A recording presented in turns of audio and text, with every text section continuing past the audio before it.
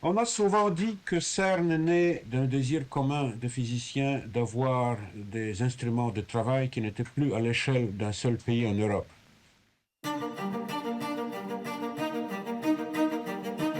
Monsieur Félix Bloch signe en qualité de directeur général de l'organisation sur un document qui devra permettre une poursuite exclusivement pacifique de la recherche scientifique. Since its birth in 1954, CERN has been a pioneer in making the science, technology, and know-how produced by its scientists freely available to the world. The purely scientific nature of the research performed at CERN has attracted physicists from many nations, despite the political tensions between them. During the Cold War, CERN was one of the few places in the world where Western and Soviet scientists could work side by side. Following the ideals of its founders, the laboratory contributes to strengthening peace in Europe. It is the core values underpinning CERN's founding convention that made the laboratory's extraordinary scientific and technological achievements possible. An iconic example of CERN's impact is the birth of the World Wide Web in 1989. So back in the 1980s, at CERN, it was an exciting place to be.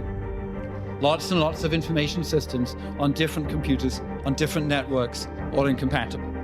So the idea was that one should be able to communicate by sharing information. Today, CERN is a truly cosmopolitan laboratory, and knowledge sharing and international collaboration are upholding the laboratory's mission more than ever before. In 2023, more than 17,000 people around the world participated in the laboratory's activities with the common goal of pushing back the boundaries of knowledge. Throughout the year, the infrastructure and data collected at CERN were made accessible to over 12,000 scientific users, spanning over 950 institutions across more than 80 countries. Furthering this collaborative aspect, CERN actively supports inclusiveness and equality through a variety of initiatives. CERN's Diversity and Inclusion program offers mentoring programs for early career researchers from underrepresented groups. The Women in Technology program addresses gender disparities. The CERN and Society Foundation, celebrating its 10th anniversary this year, supports CERN's mission to share the benefits of science beyond the laboratory's gate, fostering creative synergies between science and culture. With Science Gateway, the new education and outreach center, over 1,000 visitors per day of all ages and backgrounds engage in the discoveries, science, and technologies of CERN, fulfilling CERN's vision for a world where science and learning are a part of a parcel of everyone's life.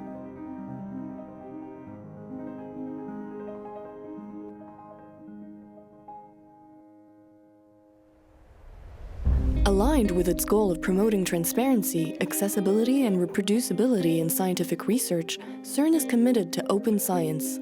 The first international recommendation released by UNESCO to make scientific research from all fields accessible to everyone for the benefit of scientists and society as a whole.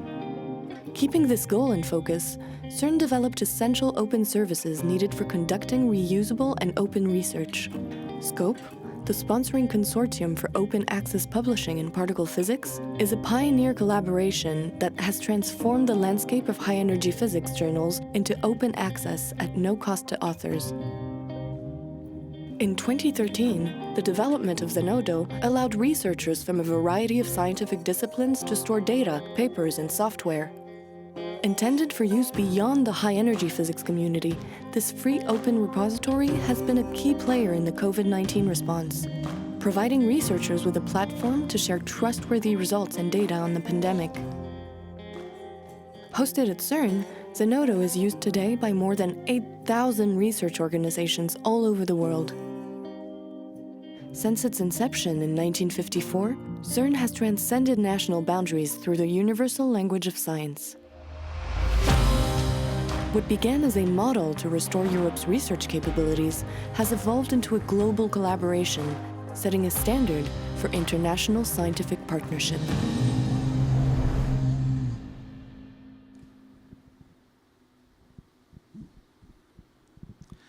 Ladies and gentlemen,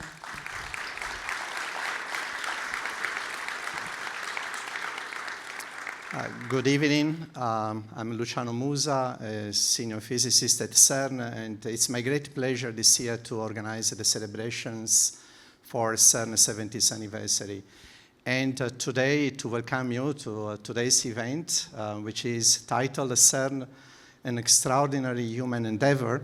And it's a part of a series of events that CERN is holding this year to celebrate 7 decades of scientific and technological breakthroughs, but as well international collaboration, openness and inclusiveness in science and their profound impact on society. So today we gather to explore the invaluable role of international collaboration and open science for the advancement of human knowledge and progress of society. And it's now my great pleasure to introduce our moderator for this evening, Frédéric Donck.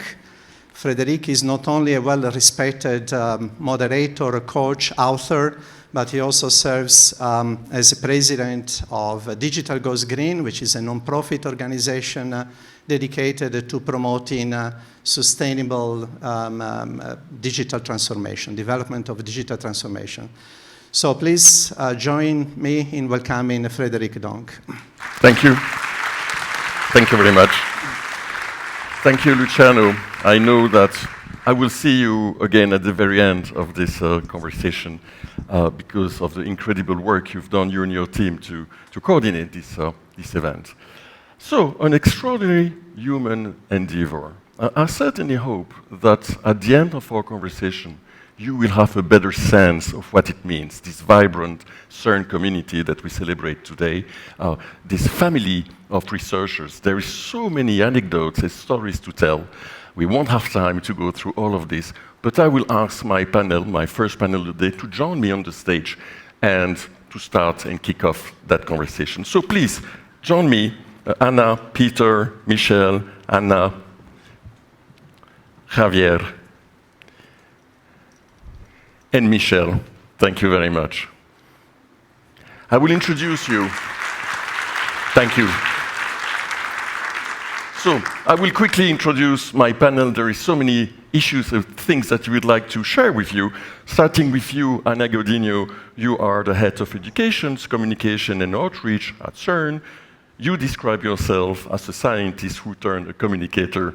I love this image. Thank you very much for being with you. We have you, Peter Jenni. You are just the founding father and the first spokesperson of the Atlas experiment at CERN. Thank you very much for joining us today.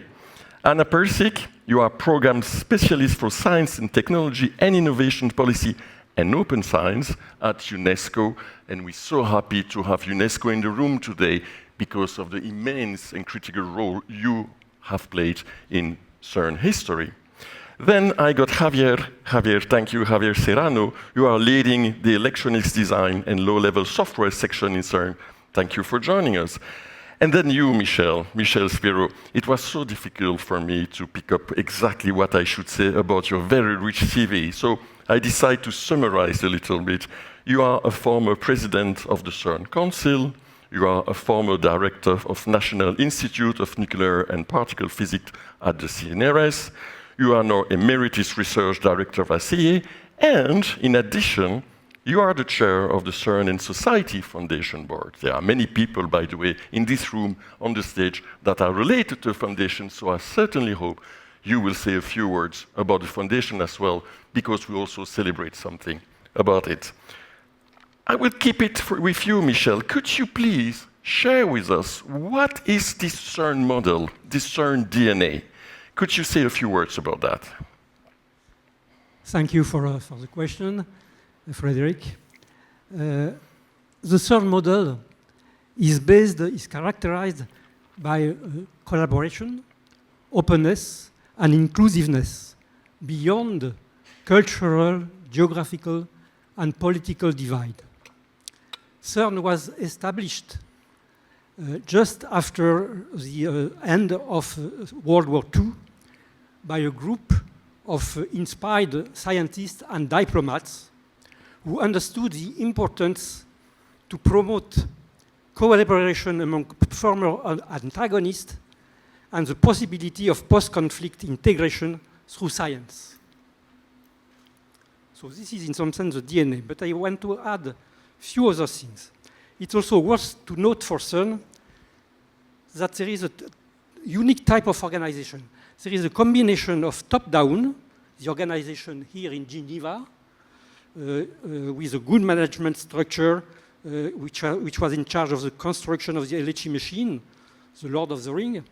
But there is also around CERN, and we call it CERN also, the community of the ring, which is a bottom-up with a flat hierarchy, building the experiments per pieces, as I said, with a flat hierarchy. Worth also to note a good relationship to decision makers, both from the public and the private sector. From the public sector through the council delegates, the member states throughout the years showed that politics and science have been able to find converging in interest and to exploit synergies.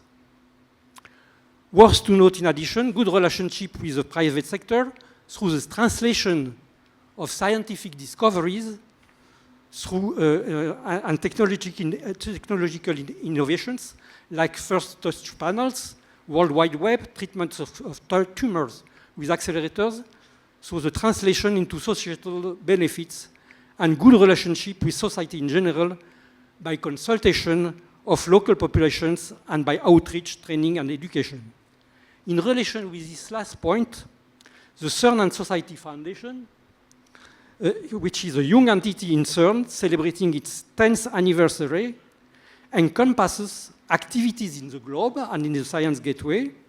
This initiative, CineGlobe, for instance. The CERN and Society Foundation targets to show, like for this event, that CERN is an extraordinary human adventure doing not only basic sciences, curiosity-driven particle physics, but contributing also to education and outreach. So I would like to have slide 1. So you can see a number of teacher training, students trainings, and scientists. To knowledge and innovation, slide 2. So this is, for instance, KiCad, where Javier Serrano is the head of this enterprise. Zenodo, which was mentioned before, and other activities. And also to humanities, slide 3. So this is culture and creativity, with a number of various applications and artists in residence at CERN. It is entirely funded from donations. It is a philanthropic body complementing CERN. So to conclude what I think is a CERN model, CERN's approach to science is what we could call today transdisciplinarity, connecting scientists to decision makers from public and private sectors and to the society in the form of collaboration, openness, and inclusiveness. Thank you. Thank you very much. Nice model. I like to hear this. Do you believe we could do something like exporting this model for other institutions to be inspired by it? How do you see it? Yes, the CERN model has already been exported in some way to other scientific fields. For instance, in nuclear physics, with the JINR, Joint Institute for Nuclear Research in Dumna, Russia, with many member states from the former USSR. Like in astrophysics with ESO, the European Southern Observatory, with ESA, the European Space Agency, and now SKA, the Square Kilometer Array. Also like in biology, which is further away from CERN activity, with EMBL, European Molecular Biology Laboratory. And last but not least, in interdisciplinary sciences like SESAME, the synchrotron light for experimental science and applications, in the Middle East, where the member states are, please listen to that, Bahrain, Cyprus, Egypt, Iran, Israel, Jordan, Pakistan, Palestine, Turkey. And I would say that this is now, today, the flagship of science for peace. Thank you, Michel. Thank you. Very, very nice message. I'm sure you have a lot of stuff to add to what you just said. I mean, the global picture. You see society being inspired on a more general level. What would you say? So the next challenge, indeed, is to export this model to the society. The CERN model should be exported to the society, especially to face the global challenges of sustainable development. There are some ideas on how to do that, inspired from the worldwide LHC computing grid, which integrated IT infrastructure, so computing capacities, from hundreds of labs worldwide, involved together with CERN in the discovery and the study of the Higgs boson with the LHC machine and the experiments. This grid was in the form of a spider web in its center the CERN Tier 0 and big regional IT infrastructures at Tier 1, universities at Tier 2, and researchers at Tier 3. This was acting as a single computing infrastructure where data and computing power were shared and integrated. Anyone from anywhere could equally access to all data and to the needed computing power. This could also be applied to a grid of thousands of transdisciplinary hubs where scientists, together with representatives of the society, together with decision makers from the public and private sectors, bring all sciences and all knowledge, including traditional, together for sustainable development. That is one of the outcomes of the International Year of Basic Sciences for Sustainable Development, 2022-2023, and one of the goals of the International Decade of All Sciences and Knowledge, including traditional, for Sustainable Development, 2024-2033, both having been proclaimed by the United Nations General Assembly and under the auspices of UNESCO.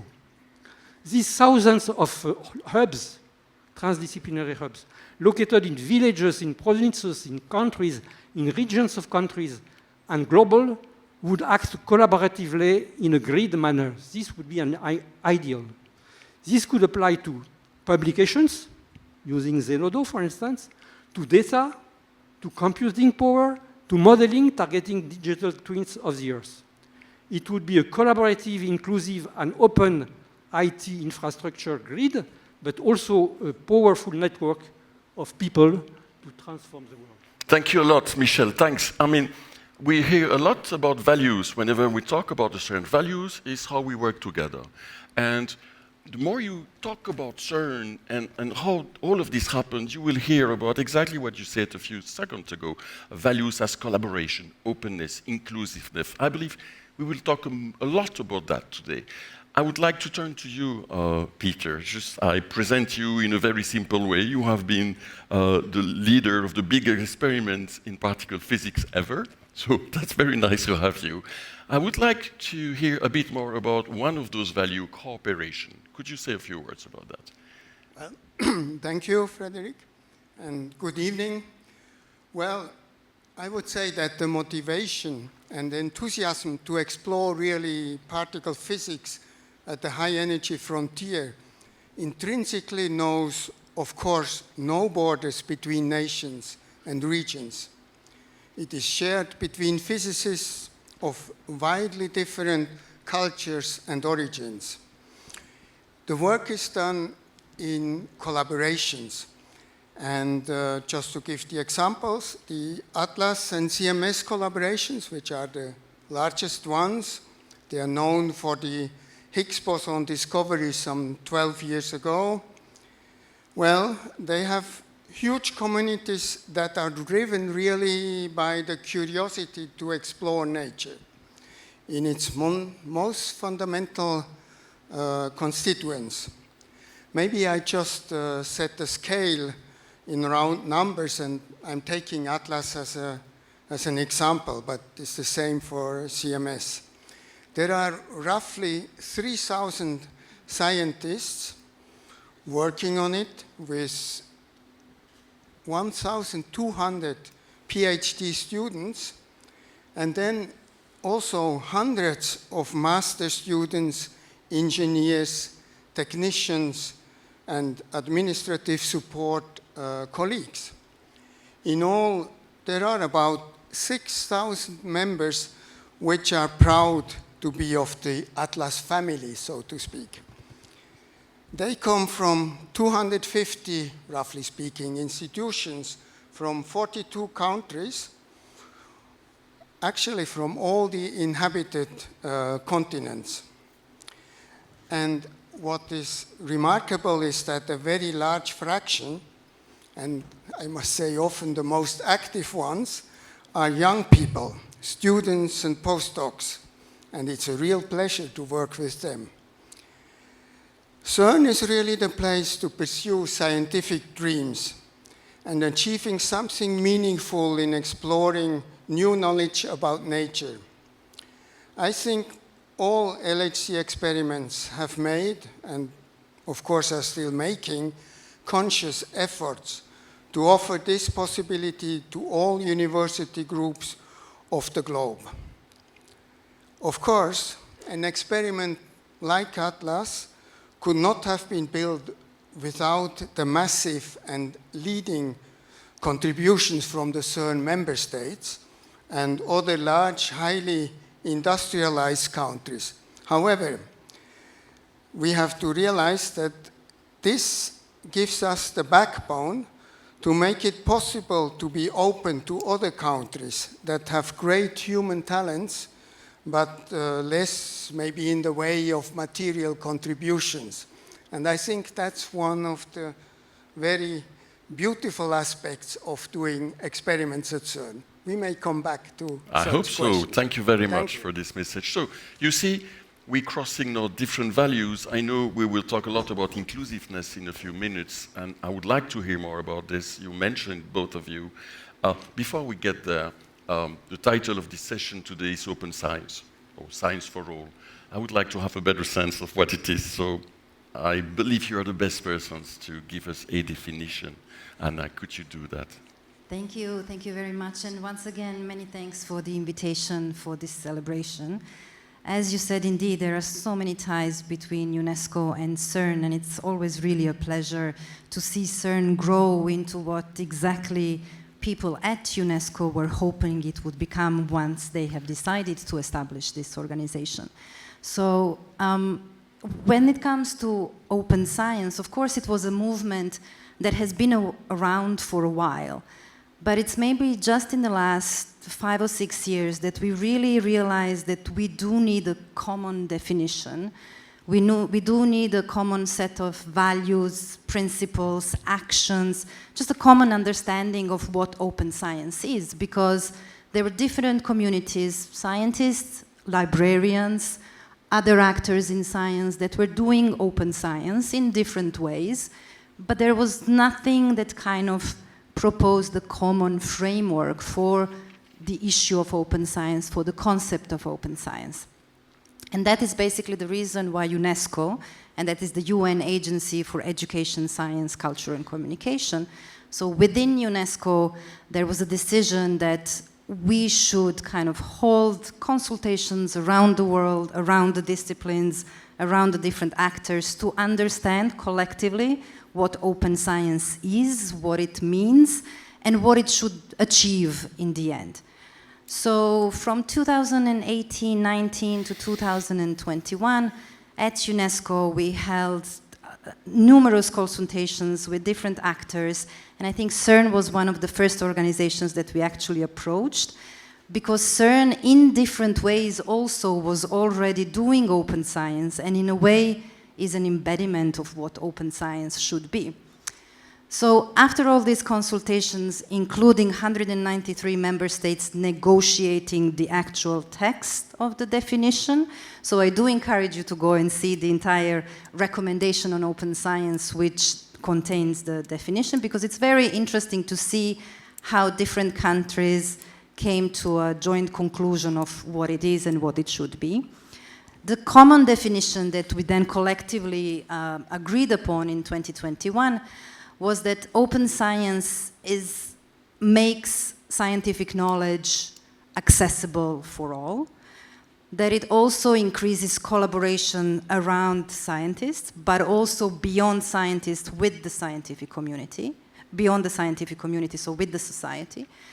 But the most interesting part, for me at least, is that it broadened the concept of accessibility and openness of the products of science for scientists to the processes of science, not just to scientists, but also to the members of community. What does that mean? That means basically that when we speak about open science, we see and we have defined 4 main pillars. One is open access to scientific knowledge. That means open access to scientific publications, open access to scientific data, to open educational resources, open hardware, open source code, open software. But it also means open infrastructures, both digital and physical infrastructures, which are incredibly important for open science to actually flourish. A third pillar is open engagement with societal actors beyond the scientific community. So this is all the initiatives around citizen science, scientific volunteering, and not just having, let's say, members of the community being involved in the collection of data, but also setting the agenda, understanding what should actually be the focus of certain research and how that research should be further disseminated to society more broadly. And then the last pillar, which is actually also very interesting, is this dialogue with other knowledge systems. So of course we have scientific production and the production of scientific knowledge as one way of building knowledge, but there are also other knowledge systems like indigenous knowledge system, traditional knowledge system, and the idea really is to open science to those other knowledge systems as well. Not in terms of validating each other's methods, but in sense of creating the dialogue so that together we can come up with solutions which are actually very important for solving the issues that we are faced with today. Thank you for these first definitions. I believe it's clear for everybody. This openness value has given, you will discover that, well, you already know it, in the second panel, that while publishing everything, it gives also for the rest of the humanity to benefit from Sir Tim Berners-Lee's invention, the World Wide Web. So this is one of those things that we need to keep in mind. Getting back then to you, the other Anna of this evening, I mentioned a lot of different values. I would like to drive you through this, but then open science in practice in CERN, what does it mean? Sharing research, could you say, sharing research in diversity, could you say a few words about that? With great pleasure, Frédéric. And thank you very much, Anna, for giving such a good overview of what is open science and what we mean by open science today. And in fact, openness is one of the core values of CERN, and it's enshrined in the convention CERN. I think we saw an excerpt from that in the movie when we opened up. And so CERN has been practicing openness in science, or even open science before it was even defined, for 70 years now. And I'm going to try and give a few examples just to try and make it more concrete of what we do here that falls in open science. And I would like to start by the fact open access that you were mentioning, and specifically in terms of publications. So CERN publications are immediately made accessible to the readers at no cost to the readers. That is a principle that is applied across the organization. And this has been true from day one for the LHC experiments. All publications were available in open access. And this is a huge benefit because it means that it's the recipients of that knowledge have free and unimpeded access to the results, whether it be in papers, theses, monographs, but also data and hardware that Javier will tell us about. CERN, in the spirit of openness and giving to society, Zenodo that appeared in the video, in the opening video, is developed with open source software developed at CERN and provided by CERN. It is a service that is provided by CERN. It is the largest multidisciplinary repository of research. Papers, data, processes, protocols, and not only for particle physics or for high energy physics, but really for any research area, from high energy physics to social sciences, climate research, life sciences. So anyone can deposit their information, their research data and results in Zenodo, and it's maintained and given to the world by CERN. Similarly, Scope 3, and it's an acronym, but the name Scope 3 is very interesting because it stands for Sponsoring Consortium for Open Access Publishing in Particle Physics. And I think the key word is sponsoring, because with the open access, the costs moved from the readers to the authors who are publishing their results. And not all authors and not all research laboratories around the world, often they may not have the financial resources to cover those costs. So what Scope does, what this consortium does, is, and it's a consortium of 47 countries, thousands of libraries in those countries, is provide support to the researchers so that they do not have to incur in costs. We're celebrating the 10th anniversary of the Open Data Open Data Portal of CERN, where not only the data that CERN produces is placed in open access and freely available, but also all the software that underlies, that is necessary to analyze that data. And this is data that is then used not only by other scientists, but also by teachers, by educators, by outreach networks that develop education activities based on that data. And speaking of teachers and educators, we at CERN develop many educational resources that are placed online and also freely accessible, from full lesson plans to hands-on activities that teachers can carry out in their classrooms. This is all available online, again, in the spirit of openness. Can I just say one more thing? Yes, you can. I'm sorry, I know I'm extending, but we just do so much. No. Moving from the online openness, I wanted to say something about how we are also physically open. So CERN we have literally, our doors are open every day to thousands of visitors. Here in Science Gateway, we receive over 1,000 visitors a day on average. So we're well on track to reaching the 300,000 visitors at the end of the year, or possibly even more. And these are visitors that come from all around the world and from different ages. We have almost 1,000 teachers, again, from all around the world come every year to have residential programs at CERN, and students too, high school students that come and carry out programs. Some of them appeared in the first in the video and have the support of CERN. And then maybe I can say something in the next round about the diversity at CERN. I wish you could, but I'd like to finish this first tour de table. And for those of you who are in the room, of course you know about openness, especially because you are in this fantastic building. But for those who will view us in a few days on the web, I would really invite you to just come and see with your own eyes openness of the CERN. I will just finish with you, Javier, this first tour de table. We spoke about a lot of different values. I would like, when it's about open science, dig a little bit into something technical, and that would be hardware. Why is it so important when we talk about open science? Yes, so there are these two other legs. We discussed already about publications and open access, and also about open data. There are two other legs in open science, the two newcomers. One is open source software, and it's widely acknowledged today that revealing or publishing the software source code is a key part of the transparency that you need for the reproducibility of good science. It gives you an insight into the mind of the designer, of the developer, who is very often the scientist.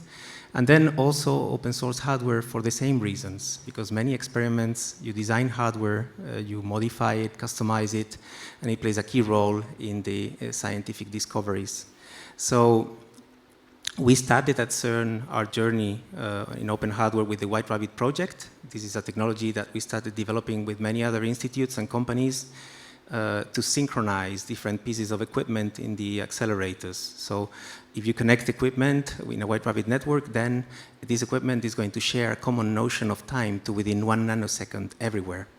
Now, we decided to make it open hardware and open source software from the very beginning, and then this resulted in more adoption in other scientific facilities, like, for example, distributed telescopes. There is this trend whereby you don't make a huge telescope, you make many small telescopes and you synchronize them together and you make them act as this telescope you could not possibly physically build.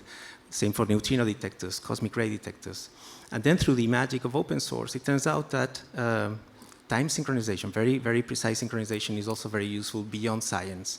So, for example, in telecom, today your phone talks with a mobile base station, and these base stations have to be synchronized because there is time division multiplexing. The base station is saying, now you speak, now you speak, now you speak, very fast without you noticing. So they need a very, very fine notion of time. Same thing for electric power distribution. Today, everybody's becoming a producer and a consumer, and to orchestrate this flow of energy in the network, you need this common notion of time in every producer and every consumer. And finally, just one example about finance, you have, by law, you need to timestamp every single financial transaction to figure out if something went wrong, what was the order of events that caused it, okay? So this is just our biggest example of open hardware, and with all the other people who gathered expertise in open source through the years, we decided to contribute to the open science policy at CERN, and one of the outcomes of that policy was the creation of an open source program office, the OSPO. That program office, the main aim is to help people at CERN who want to open source their work, help them do it right, because putting your stuff out there on the web is just the beginning for a successful open source project. In the OSPO and in the open science policy, we collaborated very strongly with the KT group, with knowledge transfer at CERN, because they also had a previous mandate to disseminate and to maximize the impact of the technologies created at CERN. So we had to be coherent with the open science policy. During the development of White Rabbit, we also came across many issues that we needed to fix. And open hardware was, as a notion, in its infancy, so we had to discuss with the companies about business models. Companies are also averse to legal risk, so we created the CERN Open Hardware License, which is becoming the de facto standard for sharing hardware designs. And we also worked in collaboration with the CERN and Society Foundation on the development of free and open source software tools to design hardware. So this was a very nice opportunity also not to solve our own problems only, but also to impact the way open hardware as a concept was evolving. Now, there are many interesting developments outside CERN. I'll just mention two very quickly. We're very proud to have hosted the first meeting of GOSH at CERN. GOSH is the Gathering for Open Science Hardware. And they evolved to be an incredible community tackling many problems in life sciences, and with also related to what Anna was saying about providing access to low and middle income countries to technologies. When you are a researcher, you need a degree of intimacy and a degree of control of your hardware and to modify it, which are sometimes incompatible with proprietary hardware. So lots of robotics, pipetting robotics, and also microscopes, things that you can tweak, and then you don't depend also on a single vendor. This is very important. And then one example of open hardware, which could be related to the second panel, in terms of privacy. When you design software for privacy and for security, you have a hierarchy of dependencies, which very often ends up in a hardware chip in your computer or your network-attached device. It will end in a chip called a root of trust chip, and there is an ongoing development now to design such a chip openly so that through transparency you can gain more complete trust on it. Thank you very much, Javier. So, that was the first tour de table. We got an extra 10 minutes now, and I would like to go in some other areas. We got scientists here full of PhDs in this room, and normally my favorite game is to try to switch them from the neocortex, well, they are super smart, we know, to the limbic system. It's more about emotion. So the way you do that is to ask the why question. And I would start with you, Anna, and I would like to ask you, what makes you proud of being in CERN? Why are you waking up every day and going to CERN? Could you answer this? Well, there's so many reasons, but I think one of the reasons certainly is, well, maybe two. Yeah. One is the wonder. CERN is the place of wonder. Wonder for the questions that are asked here at CERN, wonder for the amazing instruments that are built, and wonder especially, and to do with this session, this event today, wonder of the people, the community that is here at CERN, a very diverse community. So 17,000 people, more or less, and from more than 100 nationalities here, here at CERN. So, and this diversity and inclusion is also one of the main values of CERN, and also enshrined in what we do at CERN, from grassroots movements at CERN to that stimulate, encourage diversity, and then support the diverse communities that exist at CERN, to more institutional and formal programs like the 25 by 25 program, which aims to, the goal is to achieve more gender and nationality balance by the year 2025, and good progress is being done. So I advise you to go to look up the program. But that is wonder and diversity of the community here at CERN. Excellent. Thank you very much for this. So you understand on the panel that you will all have to answer this question, okay? Peter, why are you so proud? Well, I think CERN in general, and also Atlas, of course, in particular, have really demonstrated many times that working together, having common motivation among so diverse people, one can really achieve very much. One can achieve a lot. Of course, in first place, and we should never forget that's our main mission of CERN, is new physics knowledge, sometimes even breakthroughs. And then there are, of course, striking progress in technologies to the benefit of all society. But I think there is much more to that as well, namely young people from all horizons who are willing and happy to work together. I think that's something we need more than ever today. So that's another question, but thank you. I might ask that later, actually, so you anticipate a little bit. Anna, so, yeah, you need to say something more? Well, I just wanted to say, personally, of course, I'm very happy to have been a little tiny piece in this huge puzzle of CERN. That's a wonderful message. Thank you very much. So, Anna, you are connected to the CERN community. UNESCO plays such a role. What makes you proud to be just connected to that community? I mean, I think in general, what I really like about working for UNESCO and then also being connected to CERN is this connection that science has to peace. And I think we don't talk about it enough and we don't use it enough. And in a way, we use more science and technology not to promote peace, but the inverse. But I do think that there is scope, and CERN has demonstrated that from the beginning, of using science and scientific collaborations and this sense of wonder to bring countries together, to overcome geopolitical issues, particularly in today's context where we see these issues actually accelerating.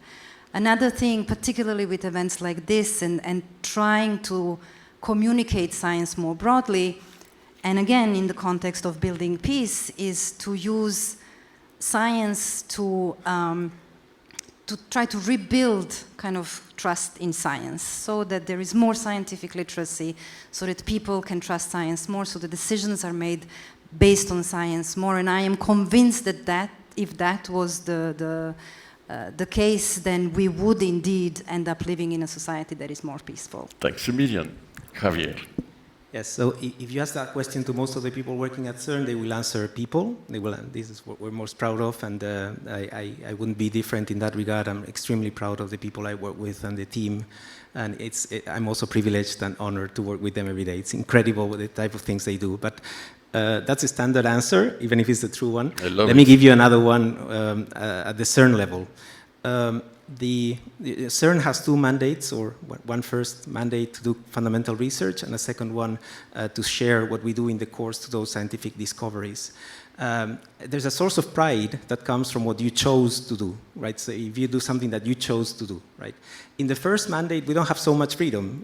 We're asked to do research, right? And it's great. I mean, the day of the discovery, the announcement of the discovery of the Higgs was one of our happiest days in our lives, right? But in the second one, we have a lot more freedom because the convention is very vague, and the fact that we chose to interpret this in a way that makes us embrace open science and not only implement and use it at CERN, but also to shape it in collaboration with UNESCO and others. That's a big source of pride for me. Wonderful. Michel, if you promise me to just take 1 minute, I give you the floor. Go for it. 1 minute. What makes you proud? So, what I said at the end, I think the CERN model is something which has to be better known from the public, generally speaking. And my dream is that, as I said, to export it for the big challenges of sustainable development. And I hope very much that the International Decade of Sciences for Sustainable Development will be an opportunity to export this model for sustainability. Thank you very much. Luciano, I believe that might be another event just for that question, actually. I love it. We got 1 minute. I would like to hear, and I would ask you, actually, I got only 1 minute, so I would ask the communicator and the scientist in this room, you, Anna, if you had to tell in 1 sentence to people in the street what CERN is, 1 sentence, what would you say? I know it's difficult, but just find 1 sentence. I'm afraid I'm going to repeat myself. It's wonder and community. Okay, I believe it's a nice conclusion. Help me to clap this wonderful panel.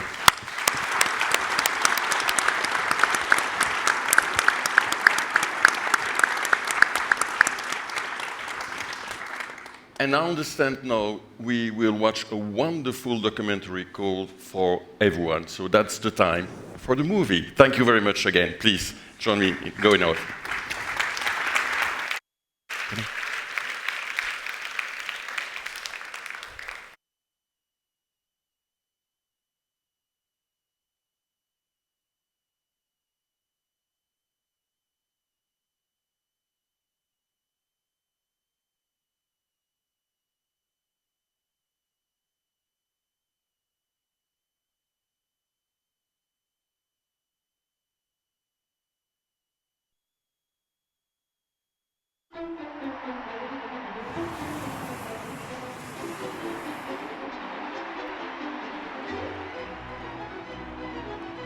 Yeah, the title of this section is Thanks, Tim. Tim being Englishman Tim Berners-Lee. If you haven't heard of him, we have neither.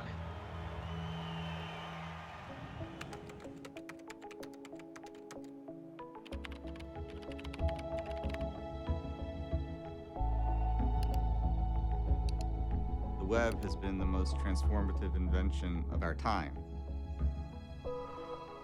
I use the web to stay connected with my family. I usually use the web to like search for information, like Google. I use it more like business because I'm like a web developer. I use the web for everything. I think I spend like half of my day on it.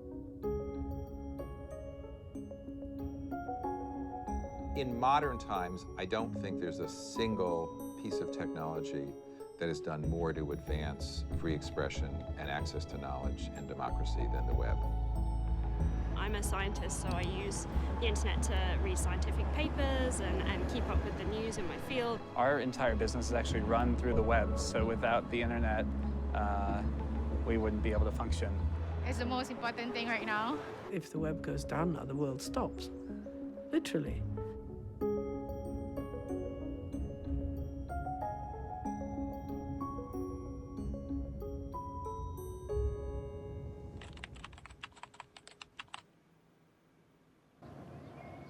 Who invented the World Wide Web? It was someone in the CIA. Oh shoot, I should know this. I'm a computer science student. Steve? Is his name Steve? No. Bill Gates. Al Gore. Siri? I can Google it for you. Internet. I can use the web. There are thousands of people who are probably more famous than Tim Berners-Lee. And yet not one of them has had the impact of Tim Berners-Lee. It says Tim Berners-Lee. Is it Tim Berners-Lee? Tim? No, For what he's created, it's kind of a surprise that we don't know who he is. The fact that they might not have heard of Tim is thanks to Tim. I'm very happy that I'm not a household name. I think that must be very horrible.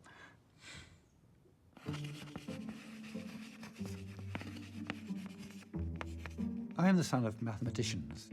My mother and father were part of a team that programmed the world's first commercial stored program computer, the Manchester University Mark I.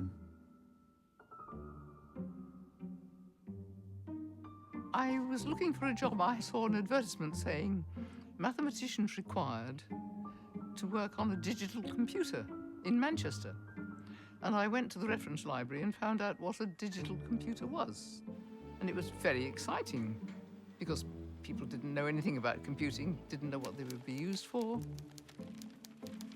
Well, the thing about a computer that I learned from my parents is that it can do whatever you can imagine. Once you've got a computer, what it does is up to your imagination. So that is the point. But there was this magic threshold when you had a computer.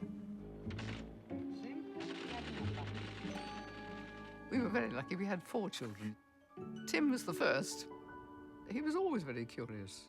When he was about 5 months, a professional photographer came to the house.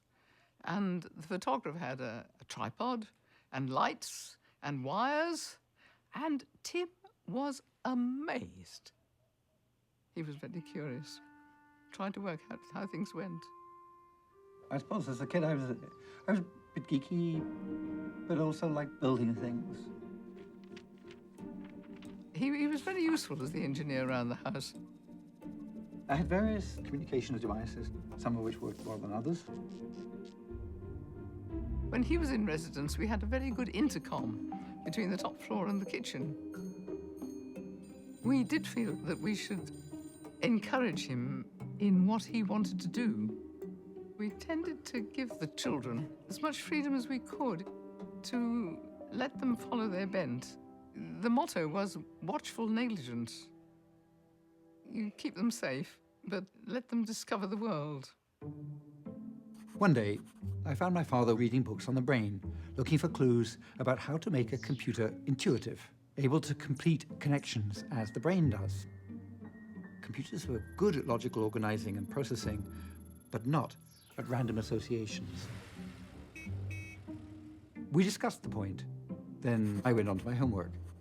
But the idea stayed with me that computers could be much more powerful if they could be programmed to link otherwise unconnected information. In an extreme view, the world can be seen as only connections. We think of a dictionary as the repository of meaning, but it defines words only in terms of other words. There's really little else to meaning. There are billions of neurons in our brains, but the brain has no knowledge until connections are made between the neurons. What matters is the connections.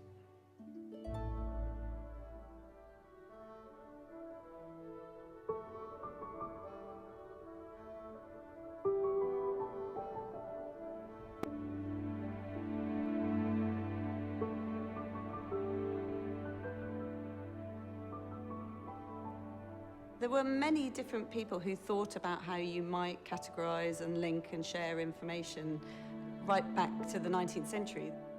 A guy called Paul Otlet actually developed this idea of a world brain, a place where all the information could be held, and you could send in an inquiry and you would get a result thanks to women who would go through the card catalogue and find out the answer for you.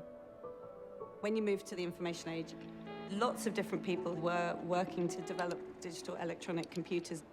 We have a pointing device called our mouse, standard keyboard, then I'm going to jump to a link. Ted Nelson came up with the original idea of hypertext, linking information, creating text that would link from one section to another. But it moves through to the development of the internet in the 1960s, and then the World Wide Web in 1990s. The web is the user-friendly version of the internet. The internet, the basic underlying network, was too complicated for people. Tim pared away a lot of the complexity and made the internet accessible to everyone. The next computer in which Tim Berners-Lee originally designed the World Wide Web. It looks very boring, it's just a black box. It doesn't say very much about how important and how historic it is. apart from that one little label on the front that says, this machine is a server, do not power it down. And so if somebody had turned off the computer, they would have turned off the World Wide Web, which is just inconceivable to us today.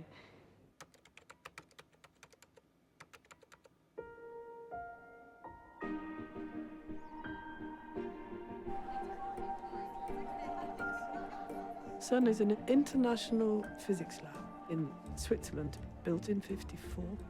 12 countries funded it, and then they said anybody in the world who wants to do an experiment here, we'll provide all the facilities. You can do it so long as you can convince us that you can do it. You bring your own equipment, you bring your own brains, and we'll supply everything else you need. I came in as a contract programmer and then became a staff member. He was entirely charming. In our section meetings, we all had to say what we were doing each week and sometimes, and Tim used to give his little presentations. Now, I used to watch this and think, what is actually going on here? What are all the things which he's written, which are not described by documents which he has also written, which are used by things which are recursively transitive closure of, used by things which are used by anything which I'm relying on? We could never understand what he was talking about. He'd start a sentence, he'd start his thoughts, start a sentence, and then by the time he got first third, say, his thoughts had gone past that now. So he'd drop the next bit, not tell you what was in the middle, and finish the sentence.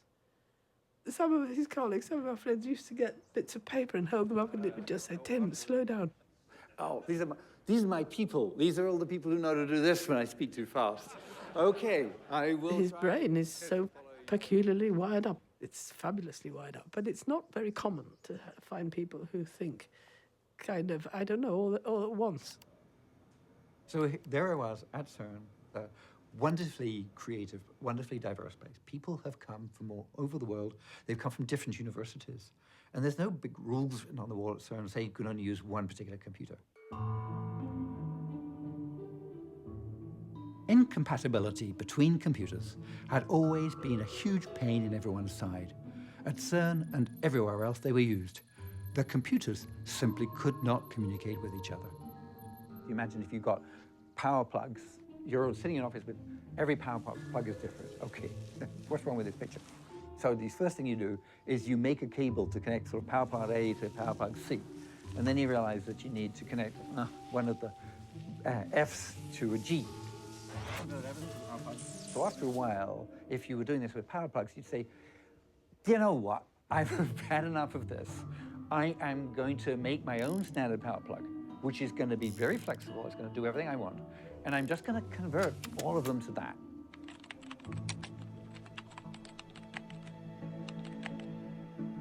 Suppose all the information stored on computers everywhere were linked, I thought. Suppose I could program my computer to create a space in which anything could be linked to anything. All the bits of information in every computer in CERN and on the planet would be available to me and anyone else. There would be this single global information space.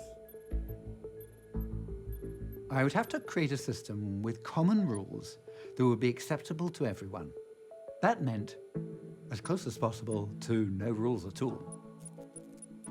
The system had to have one other fundamental property. It had to be completely decentralized. That would be the only way a new person from somewhere could start to use it without asking for access from anyone else. Anybody could build a server and put anything on it.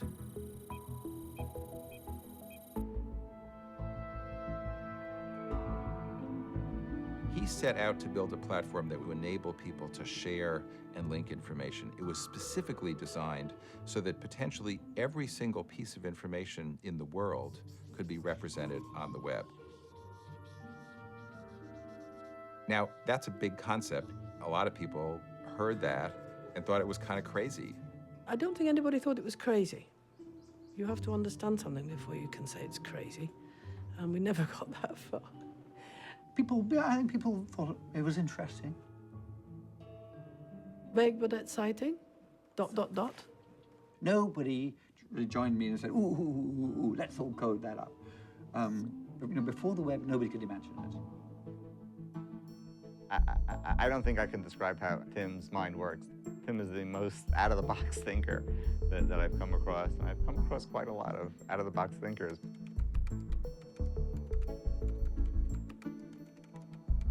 So what should I call it?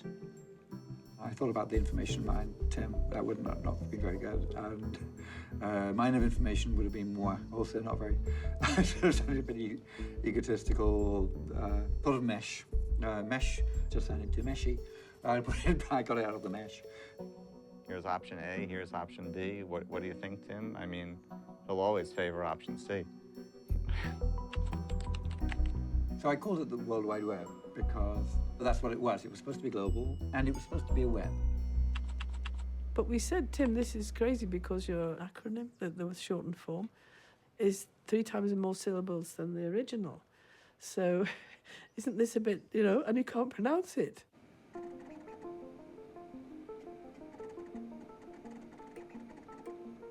We can, at a distance, work together and develop documents together without anything impeding us. My first convo, Robert Caillou, then became my partner, trying to persuade people to use the web as a resource. In July and August 1991, there were from 10 to 100 hits a day. This was slow progress, but encouraging. Robert Caillou and I forged ahead and showed the web as much as possible. There was no one point when it was clearly going to take off. We never had time to just sit back and say, you know what, I bet this thing's going to take over the planet. It just didn't happen. In 1993, I once again graphed the number of people who were accessing the CERN server. It was now taking 10,000 hits a day. The rate was incredible, still doubling every 3 or 4 months, growing by a factor of 10 every year. Keeping this young system on track just needed so many different things. What should CERN do about it? And should we start a company? He got CERN to agree that Tim could take all of the intellectual property that he had built up around the web and make it available freely to the world. It meant that people could develop websites freely without thinking about who they had to pay. And probably more importantly, it meant that a whole crop of software companies could develop around the web. These were little startups. They didn't have money to pay big companies licensing fees, but they were on the leading edge of really shaping what the web looked like. James Gleick famously called the web the patent that never was. Had Tim wanted to figure out how to commercialize it, there were many off-ramps by which he could have tried to do that, and he resolutely never did. It was an incredibly altruistic decision to make, but I also think it was a very hard-nosed decision to make because he wanted the web to succeed. If Tim hadn't given away the World Wide Web protocols, you wouldn't see nearly the same uptake. Free is pretty hard to argue about. Bob Kahn and I did the same thing. And Tim has said to me that he followed that path, understanding how powerful it had been for the internet and wanted the same effect for the World Wide Web. We are all trying to organize our thoughts. We're all trying to figure out how this all fits together.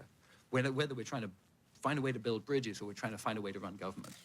The web is a great way of doing it because you can instantly get at other people's attempts. You can put in your little 2 cents worth of link.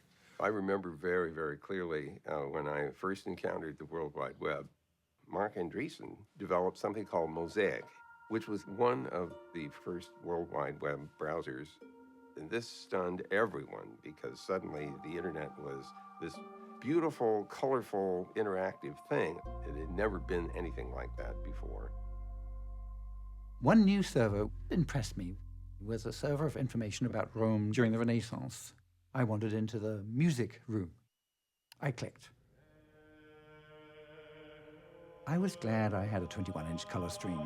Suddenly it was filled with this beautiful and illuminated score, which I could gaze at probably more easily and in more detail than I could have done had I gone to the original exhibit.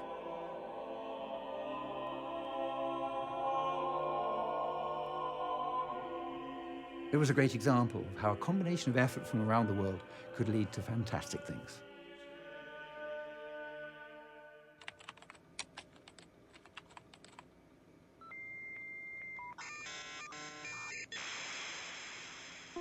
You can now glimpse the future with nothing more than a modem, a phone line, and a few dollars a month.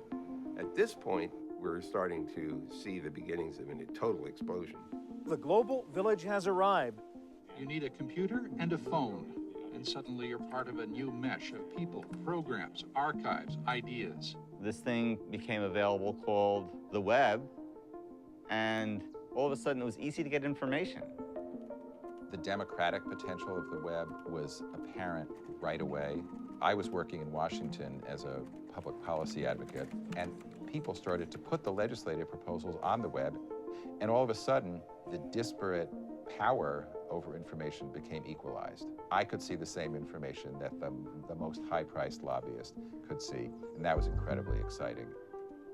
It's a completely different dimension if you enable people to not just broadcast from one central point out to many others.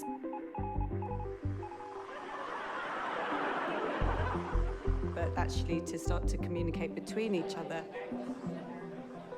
You're enabling lots of people to become broadcasters, and you bring down a lot of traditional hierarchies that control who has access to information. Tal como ocurre en Guatemala y en otros países en desarrollo. In Guatemala, there are 24 different languages.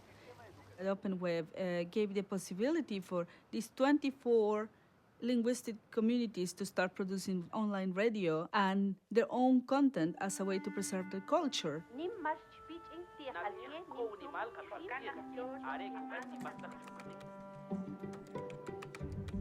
Suddenly, there is an avalanche of content being generated by ordinary people who have ideas and things that they want to share with other people, even though they weren't getting reimbursed for it. They got gratification that something they knew was useful to somebody else. For the nerds among us, the internet and the web are a standing invitation to build that website and to build with whatever tools fit well in your hand.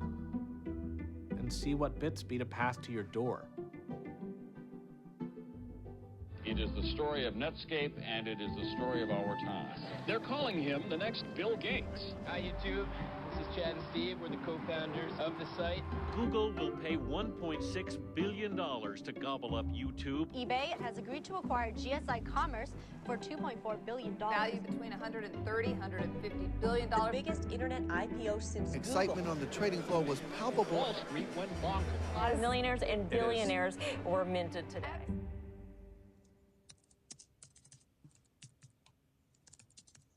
People have asked me whether I'm upset that I haven't made a lot of money from the web.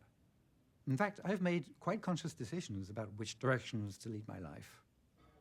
What does distress me, though, is how important a question it seems to be to some. Core in my upbringing was a value system that put monetary gain well in its place behind things like doing what I really want to do. Tim did two really important things at the very beginning of the web. Number one, he designed the web. He wrote a paper that said, here's what the World Wide Web should look like. And number two, he built an institution, the World Wide Web Consortium, that could develop and help the web to grow. If we spend a whole certain amount of time using the internet, we have to spend a little proportion of that time defending it, worrying about it, looking out for it. What the web is becoming is a platform for collective problem solving and mass participation. We need to put in place policies that extend access for people with disabilities. So the World Wide Web Consortium is a group of companies and individuals and organizations of different types, all trying to figure out how can we make the web more powerful, how can we make it, in a way, more fairer, but keeping it one web. Tim certainly took care of his baby. I mean, he really, really did. And he cares deeply that it shall end up being what he wanted it to be. For the last 25 years, whenever somebody's asked me about what my biggest fear is, I think I've always said that some company or government or combination should end up controlling the web. The internet has always treated every customer the same, but this morning the net neutrality principle faces a historic change. Abandoning net neutrality would threaten to end the internet as we know it. Americans want net neutrality! 85% of Republican voters want net neutrality! How would I explain net neutrality? Yeah, it's not very easy. Yes, net neutrality. The only two words that promise more boredom in the English language are featuring Sting. People hear the word net neutrality and their eyes glaze over, but this is truly important.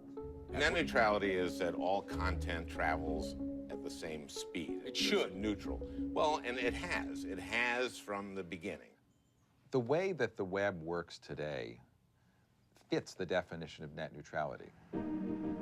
The web is like a highway. Anyone can circulate freely, and it doesn't matter that your car is a Ferrari, it doesn't matter that you're on a bike. There's certain regulations just in place to keep things flowing in an efficient way.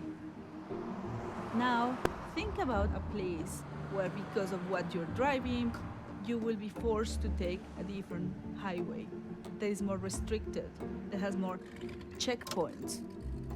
That doesn't make sense because we have one road system. It's really important. You can go from anywhere to anywhere. The idea of making it dependent on what sort of car you're driving is just crazy. Imagine a country of 10,000 cities where you can only visit 5. That's the same when you lack net neutrality. There are new fears Washington may take that wide-open superhighway and turn it into a toll road. The FCC is endorsing new rules that could clear the way for a two-tier system. It would allow websites to buy faster service. The rules would open the door for the first time for internet providers like Comcast and Verizon to charge tech companies to send content to consumers more quickly. So now people with money will have more access than people without money. Oh, and the whole idea behind the internet in the first place was that everybody has equal access. It's not just for rich people. Everybody has access. Offering fast lanes and such could create a world where content providers that already are big and have big wallets can write checks, and those that are small might be told, you're not worth our trouble. If this had been in place all along, what innovations do you think we wouldn't have now? I'm not sure Twitter ever gets started because the cable company will say, Twitter, how's this going to make money for us? Forget it. In developing countries, it becomes critical because it can make the difference of someone living forever in ignorance and poverty to someone accessing knowledge even about their rights. Russian authorities have blocked access to over 100 websites. Raif Badawi published a website promoting free speech, sometimes critical of religion. Raif Badawi was sentenced to a total of 1,000 lashes and 10 years in prison. There are lots of threats, and as the web has become more powerful voice of the people, more powerful instrument, that power has been resented by some governments. A key tool for the protesters in their fight for democracy here in Hong Kong is the use of social media. We're seeing people everywhere using Twitter, using Facebook, Instagram.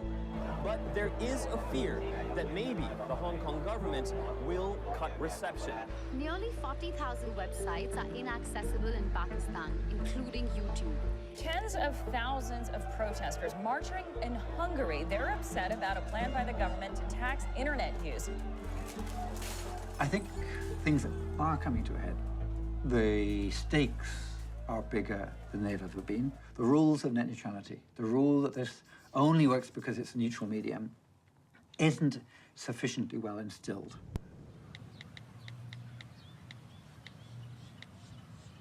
The World Wide Web is celebrating this month its 25th anniversary. So I've got a question for you. What sort of web do you want? We should think more about our constitutional right. It's our right, in the sense of a human right, to be able to wander around the web. The web is our new world. We need to be able to go wherever we want. Let's crowdsource a Bill of Rights for the web. How about we do that? How about we decide these are, in a way, becoming fundamental rights, the right to communicate with whom I want. What would be on your list for that Magna Carta?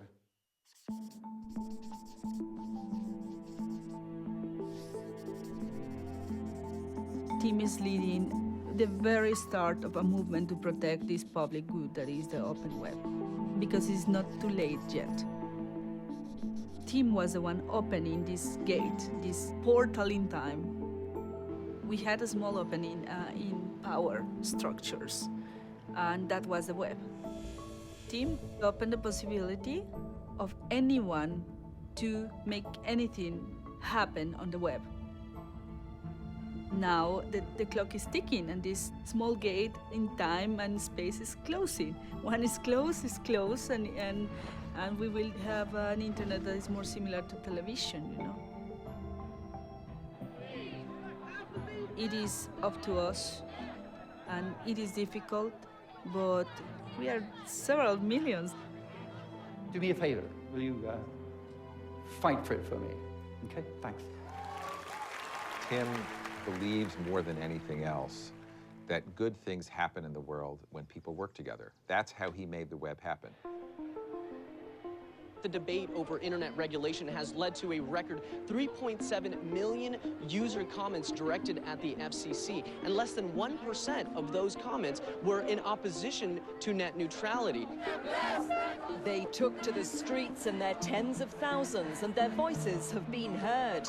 Hungary has dropped plans to introduce a tax on internet use. In Mexico, the government's bid to tighten control over the use of internet is triggering anti-censorship protests. The backlash has been so intense that the country's ruling party is now backing down. The ayes have it. The Federal Communications Commission today voted 3-2 for net neutrality. As the outpouring from 4 million Americans has demonstrated, the internet is the ultimate vehicle for free expression. This is actually the third time the FCC has tried to pass net neutrality rules.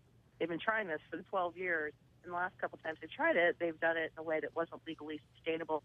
We will keep emailing, we will keep writing, we will keep fighting for nothing short of real net neutrality so that it's protected forever. The openness of the internet allowed me to build the web. The openness of the web has allowed people to build all kinds of things. We have to make sure that that kind of innovation is preserved, because I'm pretty sure there's another Tim Berners-Lee out there somewhere with some really cool idea. And there's certainly hundreds of people with slightly less cool ideas. And we want to have the benefit of those ideas. You know, Rick and I have always been assailed by people who just don't get a few basic differences in this world. So we're going to settle this right now and get this all sorted out. So here we go.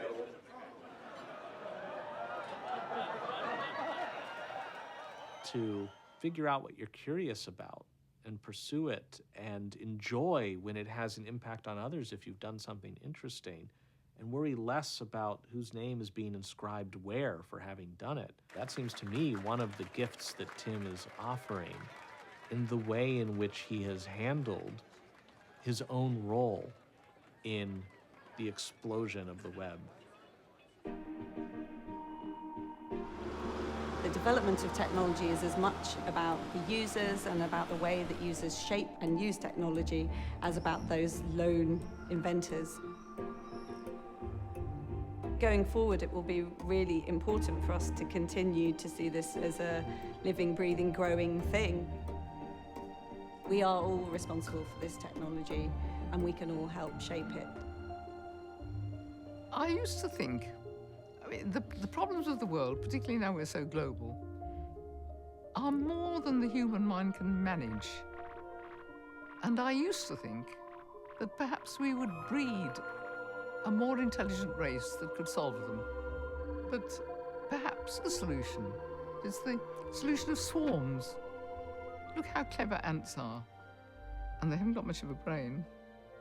And so we really have to be as clever as a swarm. And the web will do that. So we've got to learn to use collective intelligence peacefully. And a lot of problems will get solved that way. The spirit of the web was very much one of international collaboration, working together, people coding up things in the middle of the night, in the same spirit as the spirit of the Olympics. The Olympics were amazing like that. You know, there were 15,000 volunteers. huge number of them all dancing different dances in completely different costumes, all doing their thing. They had me sitting there and typing something on a keyboard, which would be sent around the auditorium. Just before we went on stage, I said, is it okay to tweet that at the same time? It was because Tim so casually but resolutely made this, as he put it in the line he was asked to tweet in the middle of the Olympics, with fully more than half of the viewers wondering, who is this guy? He said, this is for everyone. And he meant it. He lived it. This is for everyone. Do with it as you please. When I pressed the button, I felt I was doing it for everybody, for all the geeks that had collaborated internationally over the years. Our hope in life comes from the interconnectedness of all the people in the world. The experience of seeing the web take off by the grassroots effort of thousands gives me a tremendous hope that if we have the individual will, we can collectively make of our world what we want. We are the threads holding the world together. We build it now so that those who come later will be able to create great things that we cannot ourselves imagine.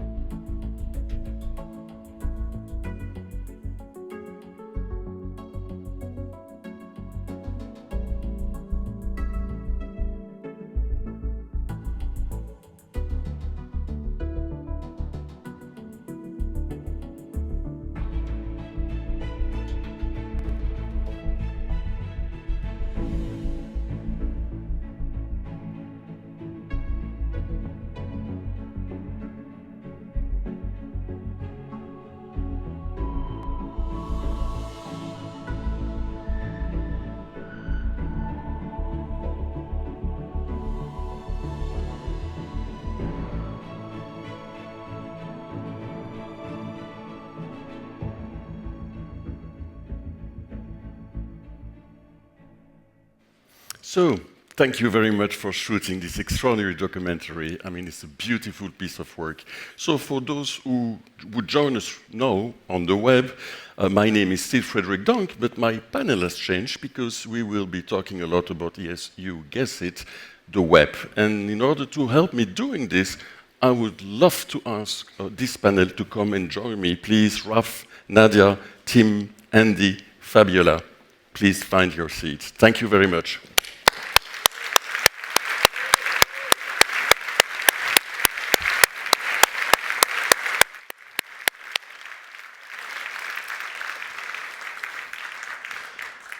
And it will be my pleasure to introduce each of you, starting with you, Fabiola Gianotti. First, thanks for hosting us in this beautiful place. I know you will hate me for saying this. It was not in the script, but we are in a wonderful building. It's really worth visiting. I know it was your dream and vision, and now we are in it, so people, forget about the Jet d'eau in Geneva. This is the next place to be and visit when you are here in town. Fabiola, you are the Director General of CERN. I would say you are the first female Director General of CERN. You also have a long list in your CV, but I just would like to pick the fact that you have been included several times in the top 100 most inspirational women by the Guardian, by Force magazine, by Time. Not bad. It says a lot of your achievement. Thank you for being here. Sir Tim Berners-Lee, you might be one of the few persons in the world who would have two lines on his resume, if you ever need a resume. The first line would say inventor of the web, and the second line would say co-founder of Inrupt and the creator of the solid open source technology. And I believe that those two lines are equally important for you those days. We will come back on this. Andy N., you are the founder and CEO of Proton. We know you because you talk a lot in different venues about privacy. And be ready for me to ask you in a few minutes a very personal questions because you are also a part of the CERN community. You were here as a research scientist, then moved to business, I would like to know more about this. Nadia Carlsen, thanks for joining us as well. You are VP of Product at Sandbox. You are responsible for a lot of product development. One that will keep our attention today is AI. There will be a lot of questions about those issues. Last but not least, Raf, coming from Belgium, you are the innovation lead at Atumi, the Finnish data utility company. Thanks a million for joining us today. So, you've seen it. There is certainly a lot of questions that we have about the web. But, Sir Tim, before we start, could you please give us very briefly what is the web foundation principles, I would say the web DNA. Could you tell us this very shortly?